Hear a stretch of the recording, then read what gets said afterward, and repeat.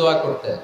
স্ত্রীর জন্য দোয়া করবেন, রব্বানা হাব লানা মিন আজওয়াজিনা ওয়া যুররিয়্যাতিনা কুররাতা আ'য়ুন ওয়াজআলনা লিল মুত্তাকিনা ইমামা। ও আল্লাহ, আমার স্ত্রীদেরকে, আমার সন্তানদেরকে আমার চক্ষু শীতলকারী বানিয়ে দেন। পড়েন আমিন।